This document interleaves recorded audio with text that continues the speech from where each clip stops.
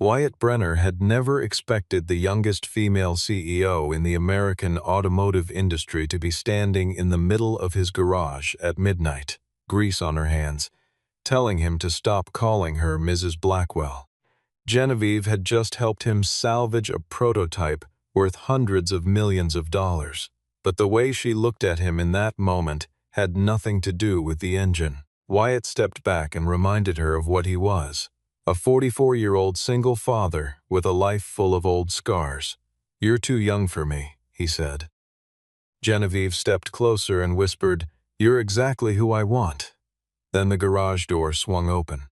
Stay until the very end to find out who walked through that door, and why what Wyatt and Genevieve felt threatened an entire empire. The midnight call came in without warning, no name attached to the number, and no explanation beyond a request to keep the bay doors open.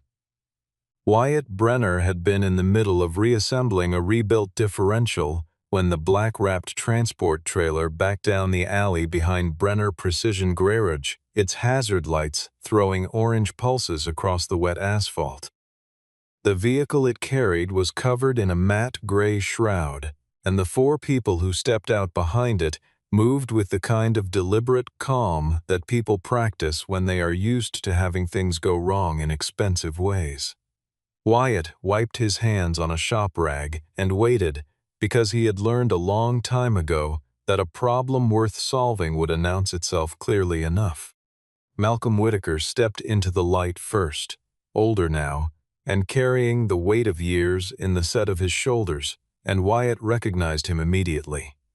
The man who had once sat 2 offices down from him at a company that no longer existed under that name. Behind Malcolm came 2 engineers in navy quarter-zips, clipboards in hand, eyes already scanning the garage with the focused assessment of people who needed something they could not build themselves.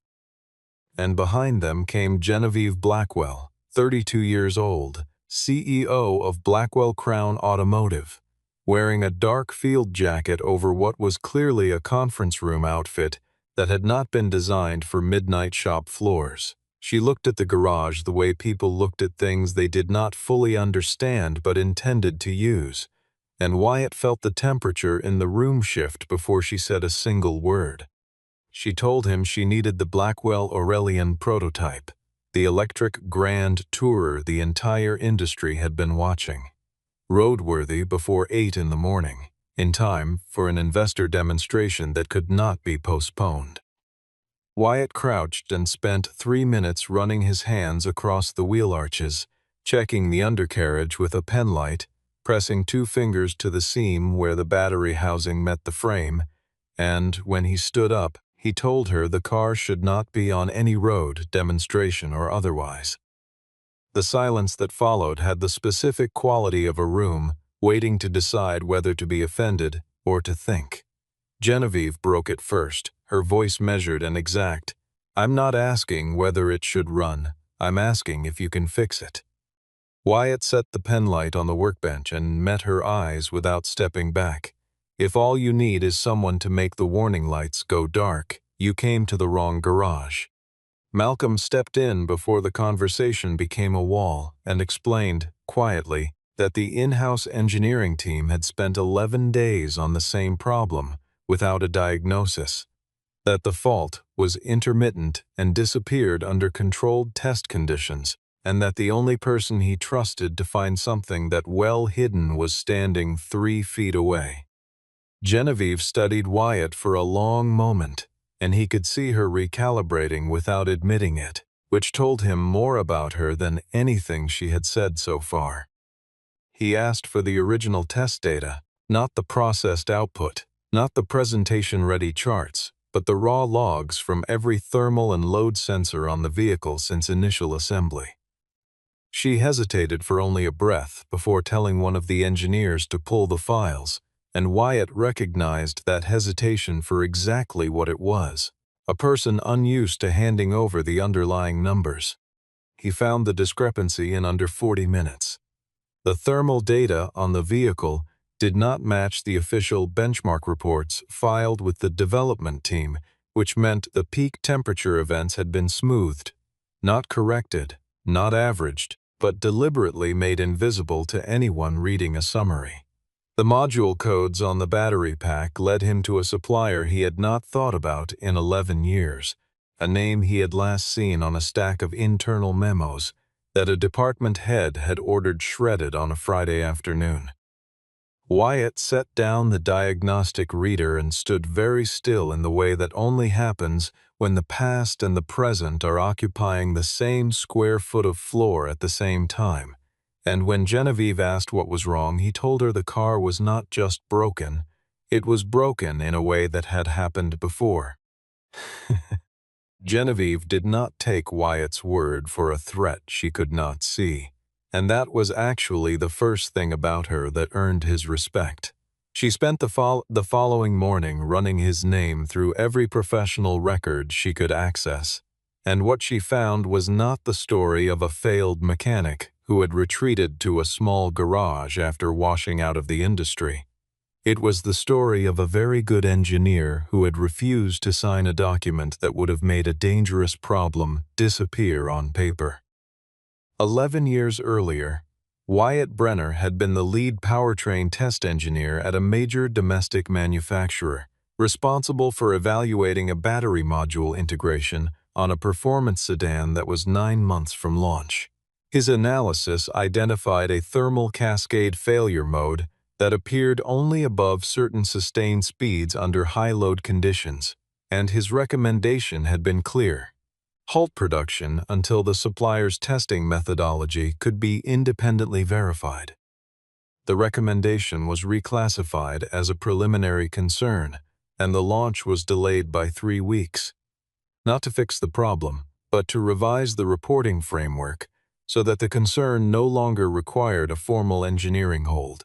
Wyatt had refused to sign the revised report, had escalated twice through internal channels, and had been described in a performance evaluation that quarter as someone who lacked the professional judgment to distinguish between theoretical risk and operational priority. The manufacturer had quietly issued a limited service campaign 18 months after launch. Not a recall by name, not a press announcement, just a set of instructions to dealerships to replace the module during scheduled maintenance on affected vehicles.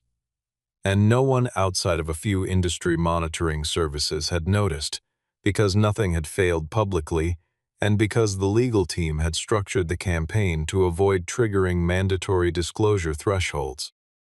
Wyatt had resigned before the service campaign was announced, had taken his license and his tools and his reputation, which survived intact, carried mostly by word of mouth among shops and restoration specialists who had worked alongside him, and had opened Brenner Precision Garage in Belridge, Michigan, where he fixed what was in front of him and did not think much about what he had left behind.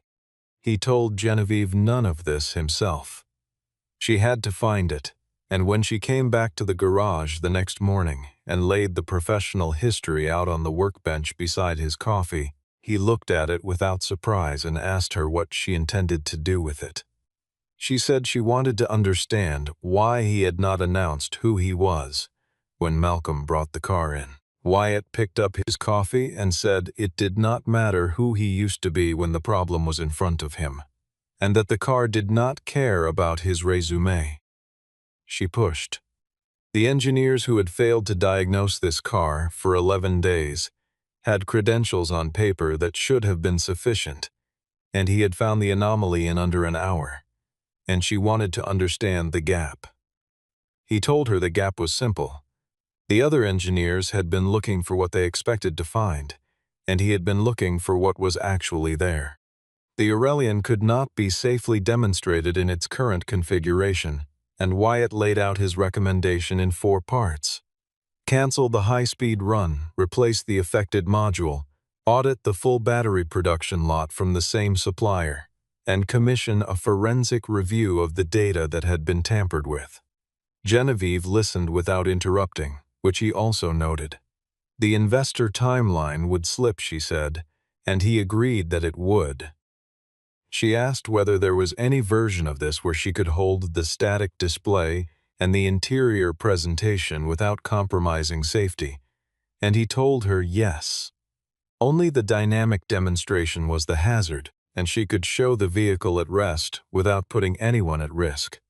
She made the call within the hour, and when Preston Ashford rang her from a car on the highway to ask why she was letting a discredited garage mechanic dictate the schedule of a flagship product launch, Genevieve looked across the shop floor and told Preston she would explain the reasoning at the board meeting.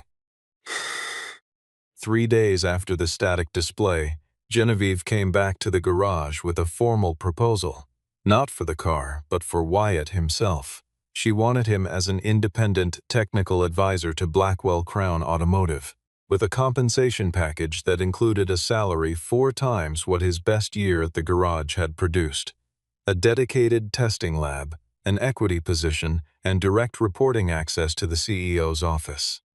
She presented it the way she presented everything, which was clearly and without softening, as though the size of the offer would be sufficient to answer any objections. Wyatt read through the document once, set it on the workbench, and told her he was not interested. She asked him to be more specific, and he told her she was trying to buy the credibility of his name with investors who were nervous, not the benefit of his actual judgment, and that the second was only useful if it came without the pressure to validate what the company had already decided. She was quiet for a moment, and then she asked what it would take. He said one thing: the right to stop any vehicle he determined to be unsafe, without override, without committee review, and without being asked to revise the assessment. She told him the board would never agree to that. He said he knew and started walking back toward the lift. She agreed to it by the end of the week. She had the legal team draft an independent advisor contract that gave him exactly that authority within the scope of vehicle safety evaluation, and she signed it over the objections of 3 board members who said it created an unacceptable external liability. Wyatt began showing up at the Blackwell manufacturing facility twice a week, and what he found there troubled him in a way that had nothing to do with the Aurelian itself.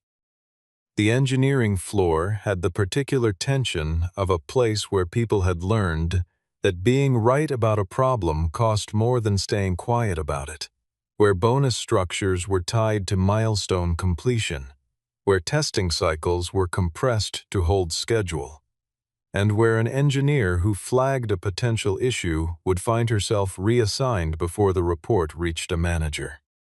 He documented what he saw methodically and without editorializing, and he noticed that the battery module supplier's name appeared on purchase orders dating back nearly 4 years, and that the contact at Ashford Dominion Capital, who had negotiated the original supplier contract, was listed in the procurement records as Preston Ashford. The drive home that evening took him past the elementary school, past the hardware store, and into the narrow residential block, where the garage behind his house still smelled of solvent and old engine oil even in winter. Elsie was in the kitchen when he came in, 14 years old, and working on a panel from a graphic novel she was building page by page in a sketchbook she carried everywhere. She asked without looking up whether he was working for the suit people again, and he told her only temporarily. She set down her pen and told him she was not trying to tell him what to do, but that the last time he had a job that used his brain and made him angry at the same time, he had not come to a single one of her school presentations for 4 months. He sat down across from her and told her he remembered, and that this time it was different, and that he would be at the spring event in April, no matter what. She looked at him with an assessment that was older than her years and went back to drawing, which was its own kind of trust.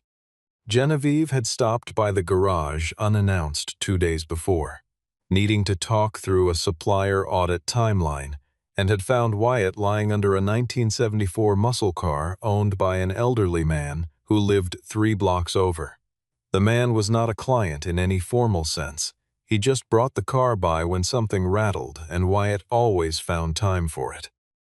Genevieve had watched from the doorway for a few minutes before making herself known, and by the time she said his name, something had shifted in the way she held herself. Something that had less to do with the business between them and more to do with the man on the creeper who had not noticed her yet.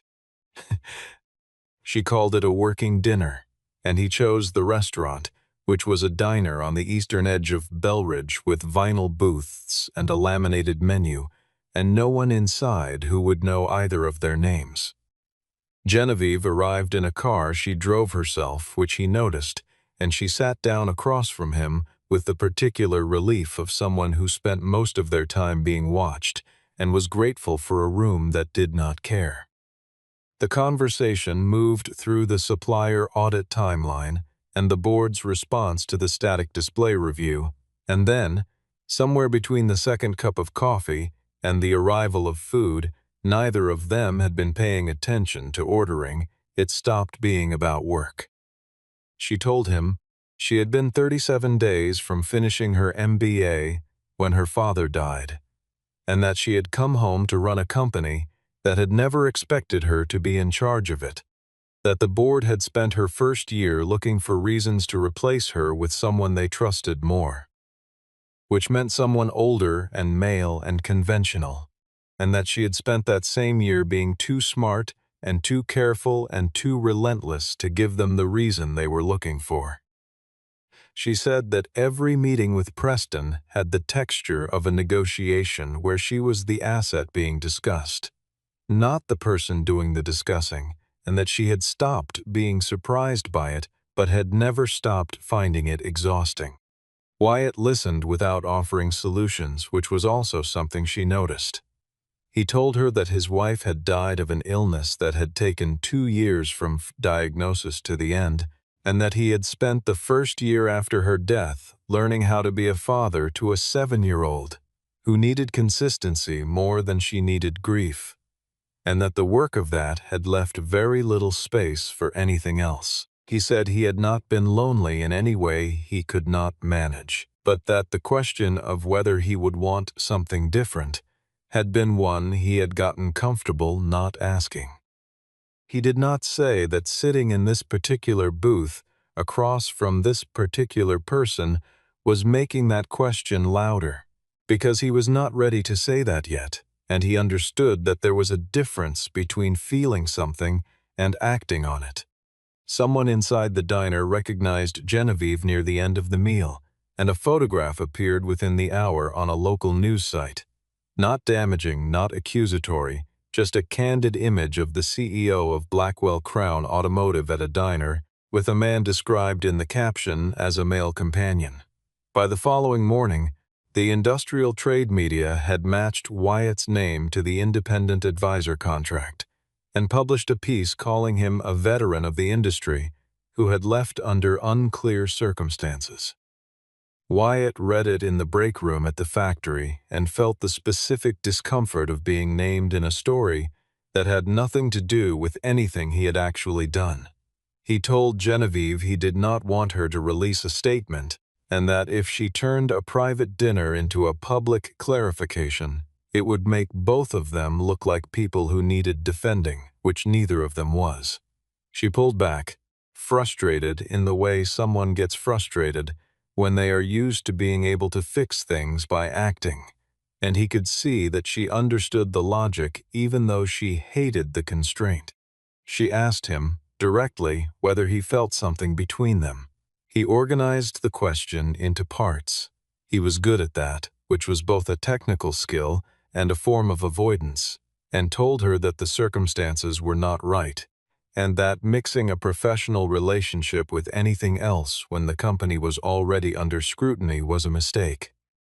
She watched him evade with the patience of someone who had read the balance sheet and understood what the actual numbers said, and she told him, quietly, that she knew the difference between a man who felt nothing and a man who was afraid. He did not argue with her, which was the most honest answer she had gotten all evening. Preston Ashford's invitation arrived as a handwritten card. The kind meant to signal a conversation that did not need to be recorded anywhere, and the venue he named was a private members club on the 32nd floor of a building downtown where the windows faced west, and the light at 4 in the afternoon made everything look more expensive than it was. Wyatt went because refusing an invitation from someone who was actively reshaping the company he was advising would have been a strategic error, and he understood strategy even when he did not enjoy it. Preston was already at the table when he arrived, dressed in the particular way of people who have been wealthy long enough that they no longer need to announce it, and he stood when Wyatt came in, which was the kind of courtesy that meant something entirely different from politeness. Preston laid the proposal out with the same architectural clarity he probably used in board presentations. The kind of man who understood that the appearance of fairness was its own form of pressure. $2 million, structured as a consulting agreement paid through a holding company that would require no public disclosure. The full acquisition of Brenner Precision Garage at a valuation 3 times what any realistic buyer would offer. A guaranteed education fund for Elsie, irrevocable, held in a trust outside any future dispute. And a long-term advisory contract with a competitor in another state. Good work, well paid, and far away. In exchange, Wyatt would withdraw from the Aurelian project, file a revised technical assessment stating that the battery module concern was within manageable parameters, cease contact with Genevieve in any personal capacity, and refrain from interfering with the board's preferred direction on matters of corporate governance. Preston presented all of this with the tone of someone offering a reasonable exit to a situation that had grown complicated for everyone involved. Wyatt looked at the proposal documents for a long moment and then looked at Preston. He said that Preston was trying to purchase 3 things that did not belong to him: the truth of a technical finding, the personal decisions of a 32-year-old woman, and the future of a 14-year-old girl who had never been party to any of this. Preston said, evenly, that Wyatt was a capable man who had ended up in a complicated situation because a young CEO in the middle of a board dispute had decided he was useful, and that what looked like significance was really just proximity to leverage. He said that Genevieve was in a phase of her leadership that required proving she could make independent decisions, and that Wyatt was, functionally, the form that rebellion had taken this quarter. The specific calculation behind those words landed exactly where it was aimed. Wyatt stood, left the documents on the table, and told Preston he had heard the offer and would not be taking it. He drove back to Belridge without calling Genevieve, because one of the things Preston had done by saying what he said was plant a question Wyatt could not fully dismiss.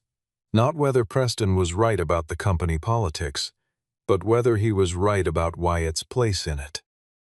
Over the following week, he created distance, arriving at the factory for technical reviews and leaving without the conversations that had become routine, keeping everything calibrated to the professional purpose of the contract. She let it go for 5 days and then came to the garage and asked him what had changed. He told her their worlds were too different for what she was implying, and she asked whether that was his conclusion or Preston's. And the fact that he did not answer immediately told her that he had heard the same thing from Preston that she would have expected to hear from Preston. What neither of them had full visibility into yet was that Malcolm, working quietly through archives he still had access to as a long-tenured employee, had confirmed that the supplier's altered data had not been a clerical anomaly. It had been a pattern, consistent across multiple reporting cycles, and the engineer who had flagged it internally had been transferred out of the testing division within 2 weeks of raising the concern. The supply chain records, viewed alongside the Ashford Dominion Capital Equity disclosures that Laurel Prescott had begun quietly pulling, created a picture that was not ambiguous. Genevieve arrived at Brenner Precision Garage on a Thursday evening, after the board had officially terminated Wyatt's advisory contract on grounds that included unauthorized sharing of proprietary diagnostic data and inappropriate personal entanglement with executive leadership, charges that were technically formatted but substantively constructed, written by people who knew exactly how to make a defensive action look like a governance decision. She had not called ahead. She parked and came inside and found him reorganizing the tool wall, which was the thing he did when he was thinking through something he had not resolved yet, and she recognized the pattern because she had been watching him work long enough to read it. She said that she knew he thought she was using the board as an excuse to protect himself from something that frightened him, and that she was not there to argue that he was wrong because she thought he was right. She said she had watched him for 2 months make every decision based on what was correct rather than what was convenient, and that she was not going to give him the dignity of pretending she did not know what that was worth. He set down the wrench he had been holding and turned to face her, and she continued before he could find the language to redirect. She had not chosen him because he fixed her car. She had chosen him because he was the only person in the last 18 months who had told her what she needed to hear instead of what her position entitled her to be told, and those were not the same thing. He said she had an entire future ahead of her, a company to rebuild, a board to outlast, a reputation to establish on her own terms, in the years when her career was still opening rather than narrowing. He said he had already lived a version of his life, had already had a marriage and a family and a loss that had reorganized everything, and that it was not fair to let her attach herself to someone who came with that kind of history. He said he had a daughter who had already lost one parent and did not need the uncertainty of watching her father make a decision that complicated the stability she had built her entire sense of safety around. He said he did not want to be written about as the mechanic who leveraged access to a grieving CEO's project into something personal, because the story would follow both of them, regardless of what was actually true. Genevieve moved closer and said, "I'm old enough to run a billion-dollar company, but you think I'm not old enough to know who I want?" He had no answer for that. She said, "You're not protecting me. You're protecting yourself from finding out if this is real, and you're using my age and your daughter and the optics as the reason. Because those are things I can't argue with, and you know that." The garage was quiet enough that the ventilation system was audible. She said, "You're exactly who I want. Not because you saved the car. Because you're the only person who didn't try to decide my life for me until right now." Before he could speak, the side door of the garage opened, and the quality of the silence that followed was entirely different from the one that had just existed. Preston came in first, measured and unhurried, followed by Malcolm, and then 2 members of the board of directors, who had the look of people who had been waiting for this specific moment and had prepared for it. Preston was carrying a document folio, and he announced that Genevieve's executive authority was being suspended for 48 hours, pending a board review of conduct that included unauthorized disclosure of proprietary data, personal conflict of interest influencing technical decisions, and actions that had materially affected share performance. The suspension was procedurally valid. Wyatt could see from the way Genevieve's expression changed, not to surprise but to a particular cold recognition that she had known this mechanism existed, and that Preston had simply found the moment to use it. Preston looked at Wyatt with the satisfaction of someone who had been patient for a long time and then told the room that the Aurelian would complete its public dynamic demonstration the following morning as originally scheduled, and that any further safety concerns raised by non-contracted parties would not constitute grounds for delay. Wyatt knew exactly what would happen when the Aurelian reached sustained highway speed with the affected module still in place. He had run the calculations 3 times on the night he first diagnosed the car, and the numbers did not change with repetition.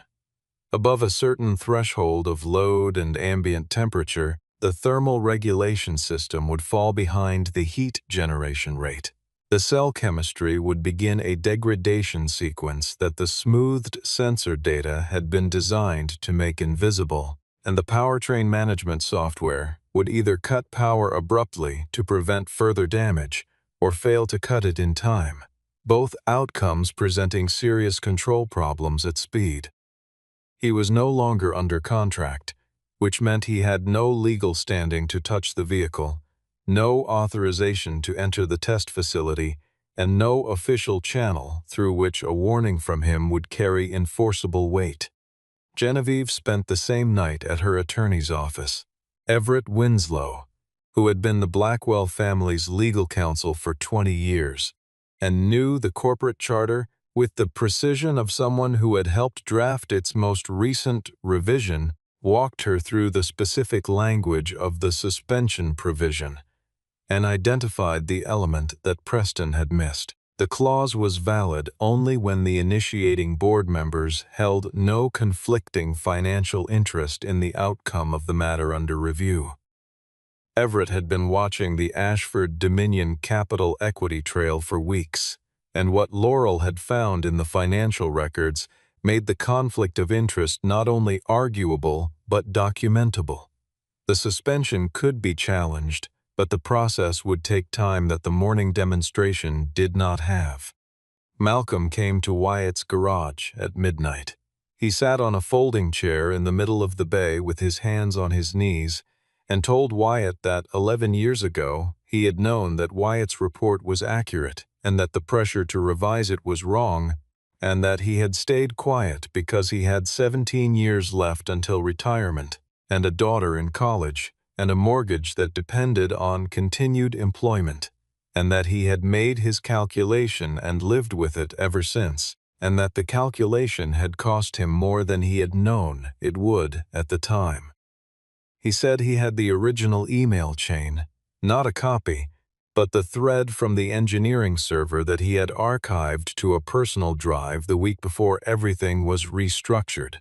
And he had the thermal comparison between the current Aurelian data and the original suppressed data from the earlier vehicle, and he had the procurement records showing the supplier connection. He said he was done calculating. Laurel sent Genevieve a secure file transfer at 2 in the morning containing 7 years of payments routed through a shell company incorporated in Delaware with beneficial ownership tracing back to a holding vehicle that Preston Ashford controlled. The payments corresponded to contract renewal cycles for the battery supplier, and the financial connection between Preston and the vendor, whose defective components were about to be driven at speed in front of media and international investors, was not a theory. It was a transaction record. Wyatt called Genevieve after Malcolm left and said that whatever happened in the morning, this was her company and her decision, and he was not asking her to stand down. He was asking her to let him stand alongside her instead of in front of her, because he had already made the mistake of trying to decide for people who had not asked him to. She said she knew, and that she needed him there in the morning, not as an advisor with a contract, but as the person who could explain the technical data to a room full of people who were about to be told the vehicle they had watched drive past them was not what they had been led to believe it was.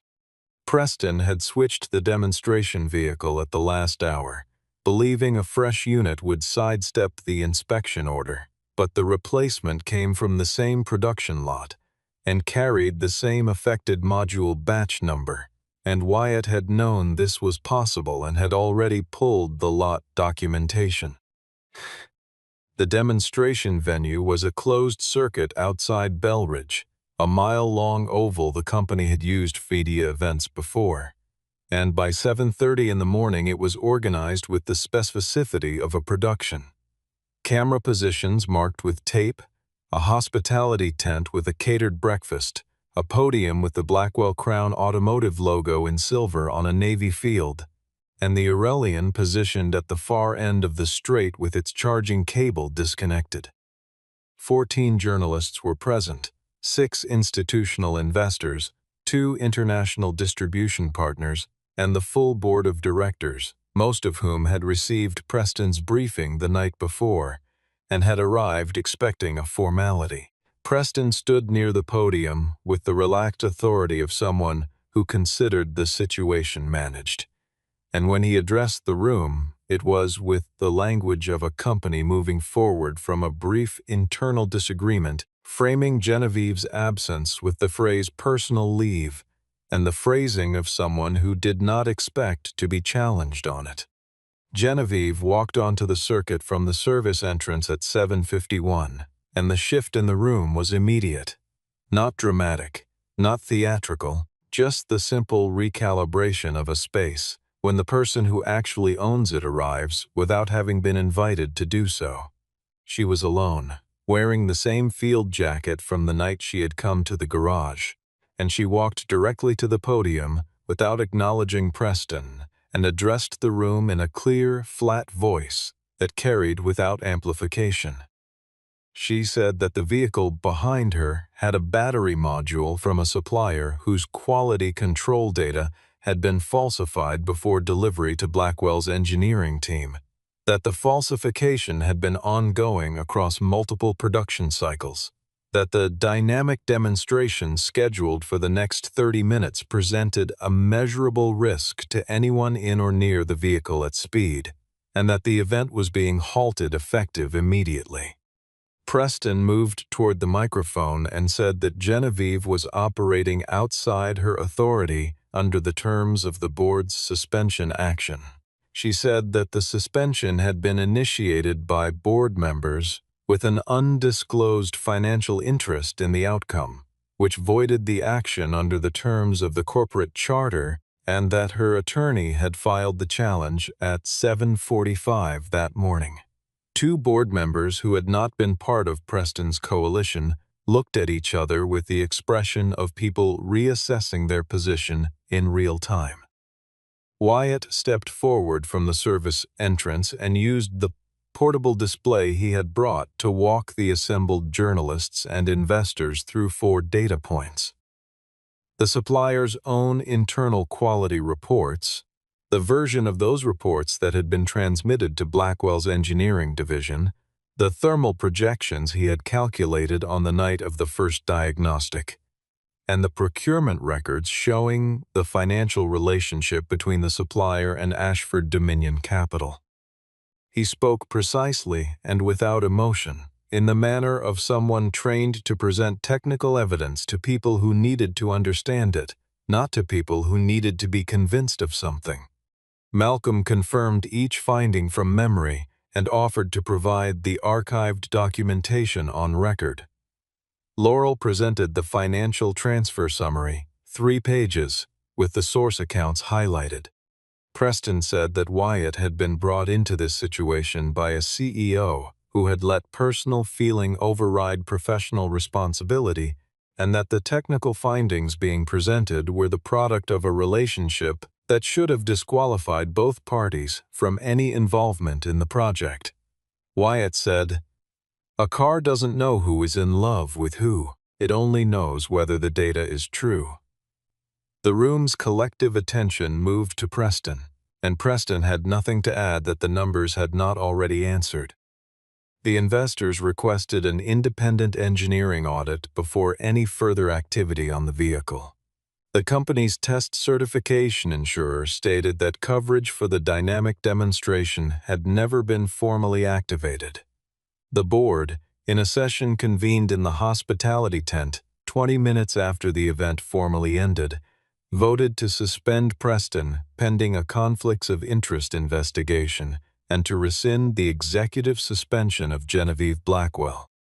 By the time the circuit cleared, Wyatt was already gone, having left before the vote, so that the story written about the morning would not have him at its center.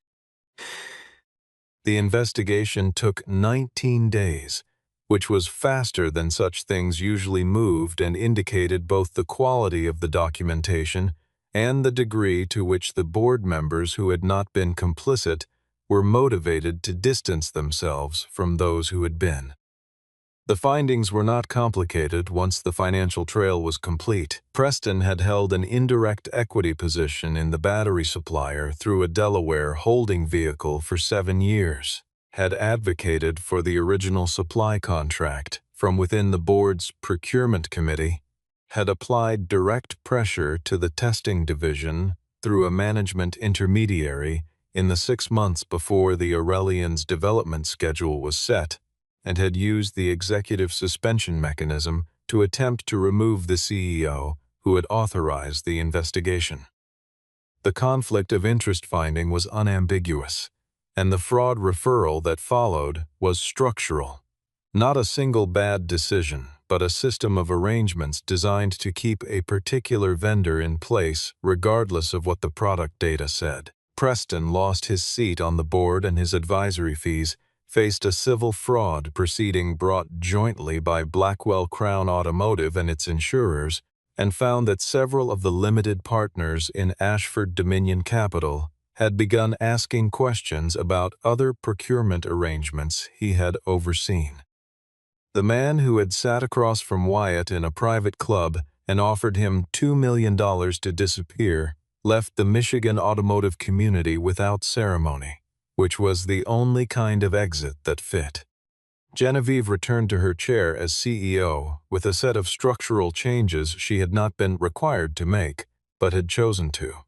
She postponed the Aurelian's market launch by 3 months, replaced the full battery module lot, established an independent safety review committee with authority to halt production on any program, restructured the bonus system so that milestone payments were not tied to launch timing, and issued a public statement acknowledging that the company's internal reporting culture had allowed safety concerns to go unaddressed across multiple development cycles.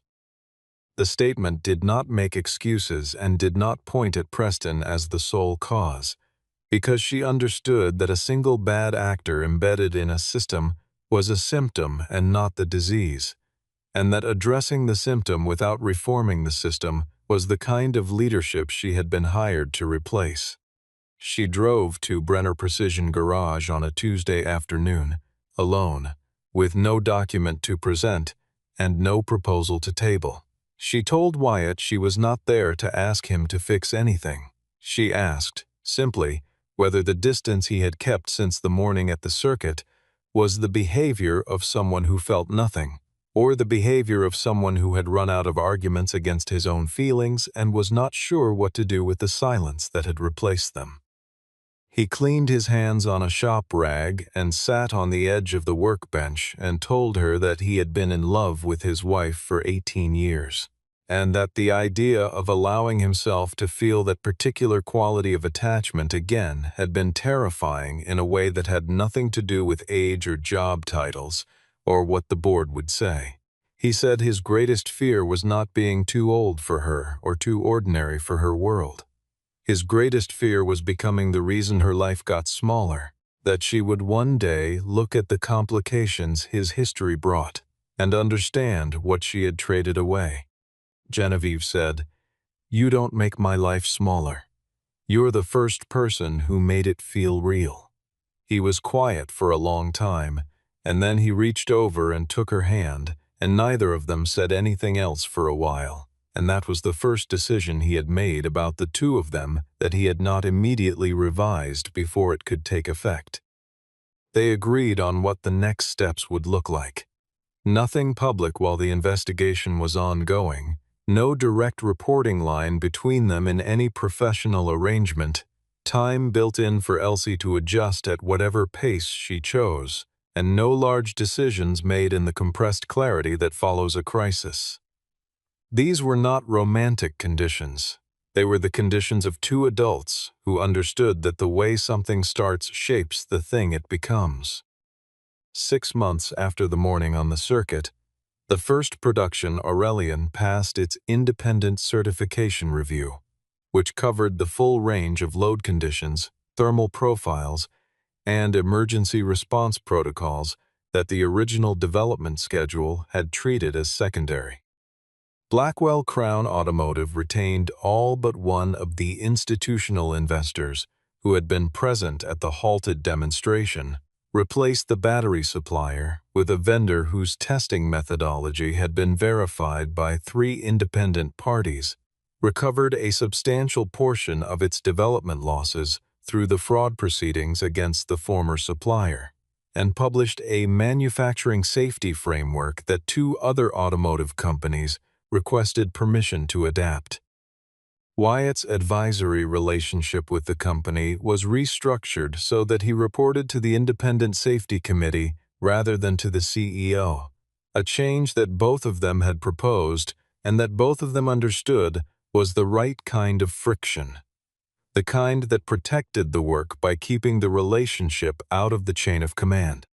Preston Ashford's name appeared in the trade publications throughout the fall, consistently attached to the word former board member, former advisor, former chairman of a capital committee that had quietly dissolved. And by the time the civil proceedings entered their second phase, the coverage had migrated from the industry press to the financial press, which was a different kind of attention and a more lasting one. He had treated Genevieve as a corporate asset to be managed through the right combination of leverage and convention, and what he had not calculated was that leverage only works on people who want the thing being threatened more than they want the truth. Wyatt and Genevieve had been seeing each other for 4 months before they stopped managing it as a private administrative arrangement and started treating it as the thing it actually was. He did not ask her to change the garage or to reduce the scale of her life to fit the dimensions of his. She did not buy equipment for his shop or introduce him to contacts who might have felt like obligations. She learned to be in a room without organizing it, and he learned that the stability he had been protecting all these years was not incompatible with the particular disruption of caring about someone new. Elsie met Genevieve at a Saturday afternoon visit that had been described in advance as a brief hello and lasted 4 hours, the majority of which had nothing to do with automotive industry or romance, and which ended with Elsie asking whether she could show her the current chapter of the novel she was building, which was the closest thing the 14-year-old had to a gesture of genuine welcome. On the morning the first customer delivery of the Aurelian was scheduled, Genevieve drove to Brenner Precision Garage herself, carrying 2 cups of coffee from the place on Meridian Street she had started stopping at on the days she came to Belridge. Wyatt looked up from the engine bay he was leaning into and asked why the CEO of a company that had a perfectly functional fleet of vehicles would drive herself to deliver 2 cups of coffee. She said, "Because the person I wanted to give it to won't come to the office unless there's something technically wrong." He checked the car over out of habit, declared every system exactly as it should be, and when she asked how things stood between them, he looked at her for a long time and said he was still 12 years older than she was, still had 1 garage and 1 daughter and more bad habits than either of them had fully accounted for yet. She placed the second coffee in his hand and said she had not come for a perfect resume. He asked what she had come for. She said, "The man who didn't lie to me, even when the truth could have cost him everything." He did not step back. The Aurelian sat in the lot outside, alongside his truck, 2 different worlds that had not merged into one, but had simply chosen to be parked in the same place because the people inside them had chosen each other, the same way they had chosen the truth, on a midnight garage floor where it had all begun.